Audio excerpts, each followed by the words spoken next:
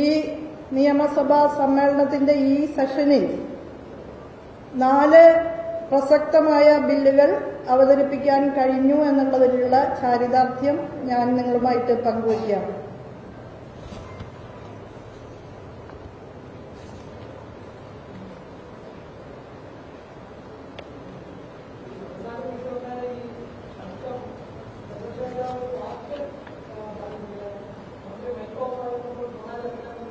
Mic ഓഫായിരിക്കുമ്പോൾ ഞാൻ പറഞ്ഞു എന്ന് അദ്ദേഹം പറയപ്പെടുന്നതായ വാക്ക് ഞാൻ ഇരിക്കുന്നിടത്തുനിന്ന് അദ്ദേഹത്തിന്റെ അടുത്തേക്ക് സഞ്ചരിച്ച് ചെല്ലുമെന്ന് നിങ്ങൾ വിചാരിക്കുന്നുണ്ടോ?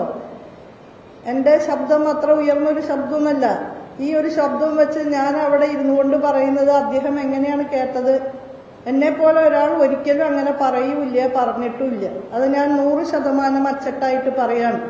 അവരുടെ ശീലം ആണത് നുണ പറയാന്നുള്ളത്. അത് അവര് ആവർത്തിച്ചുകൊണ്ടിരിക്കുന്നു എന്ന് മാത്രമേ അതുമായി ബന്ധപ്പെട്ട് എനിക്ക് പറയാനുള്ളൂ. മൈക്കില്ലാത്തപ്പോൾ ഞാൻ പറഞ്ഞത് അദ്ദേഹം കേട്ടു എന്നാണ് പറയുന്നത്. അത് അവരുടെ ഒരു ശീലം അതാണ്. അത്രേ ഉള്ളൂ അതിന് മറുപടി. രാഹുൽ മാങ്കൂട്ടം വളരെയധികം പ്രാവശ്യം പുച്ഛവും പരിഹാസവും വാരി വിതറിക്കൊണ്ടാണ് ഞാൻ സംസാരിക്കുന്നത് എന്ന രൂപത്തിലാണ് അവിടെ പലവട്ടം അത് ആവർത്തിച്ചു. അദ്ദേഹം ഒരു നിയമസഭയിൽ പ്രസംഗിക്കുന്ന രീതിയിലല്ല സംസാരിച്ചിരുന്നത്. നേരെ മറിച്ച് നമ്മളൊരു കവല പ്രസംഗത്തിലൊക്കെ ആളുകളെ വഴക്ക് പറയുന്ന രീതിയിലാണ് അദ്ദേഹം വ്യക്തിപരമായിട്ട് എന്നെ അധിക്ഷേപിക്കുന്ന വിധത്തിൽ തന്നെയായിരുന്നു അദ്ദേഹം സംസാരിച്ചിരുന്നത്. അപ്പോ എന്റെ പ്രസംഗത്തിനിടയിൽ വെർബൽ ഡയറിയ എന്ന വാക്ക് ഞാൻ ഉപയോഗിച്ചു എന്നുള്ളത് ശരി തന്നെയാണ്. പക്ഷെ ഞാൻ മൈക്ക് ഓഫായിരുന്ന സമയത്ത് ഇപ്രകാരം പറഞ്ഞു എന്ന് പ്രതിപക്ഷ നേതാവ് പറയുന്നത് 100% കള്ളമാണ്. പിന്നെ അദ്ദേഹം നിരന്തരം അതാണ് കേരളത്തിന്റെ പൊതുമണ്ഡലത്തിൽ പറഞ്ഞുകൊണ്ടിരിക്കുന്നത്. നിരന്തരം കേരളത്തിന്റെ പൊതുമണ്ഡലത്തിൽ നുണ പറഞ്ഞുകൊണ്ടിരിക്കുന്ന ഒരാളാണ് എന്നുള്ളത് കൊണ്ട് ഞാൻ ഇപ്രകാരം പറഞ്ഞു എന്ന് ആളുകൾ വിശ്വസിക്കുമെന്ന് ഞാൻ കരുതുന്നില്ല.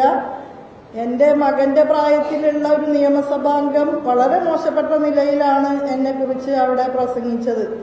അതുമായി താരതമ്യം ചെയ്യുമ്പോൾ ഞാൻ അദ്ദേഹത്തിന്റെ പ്രസംഗത്തെക്കുറിച്ച് പറഞ്ഞത് അത്ര കട്ടിയുള്ള കാര്യമായിട്ട് എനിക്ക് തോന്നുന്നില്ല.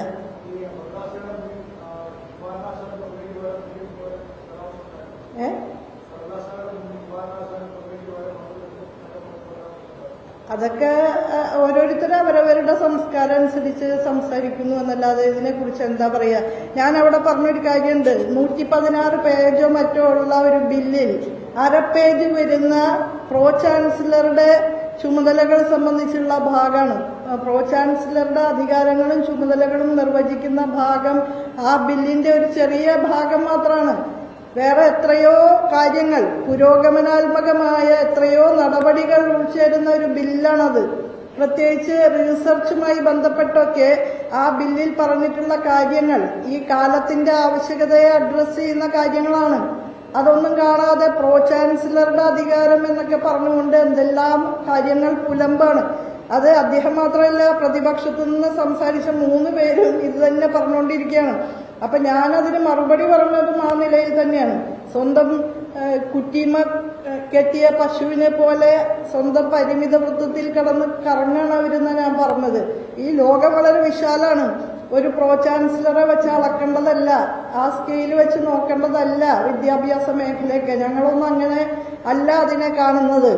പ്രോ ചാൻസലറുടെ അവകാശങ്ങളെ കുറിച്ച് കൃത്യത വരുത്തേണ്ടി വന്ന സാഹചര്യം കേരളത്തിൽ സംജാതമായിട്ടുണ്ടായിരുന്നു. നിങ്ങൾക്ക് അതിനെക്കുറിച്ച് അറിയാമെന്നുള്ളത് കൊണ്ട് ഞാൻ വിശദീകരിക്കുന്നില്ല.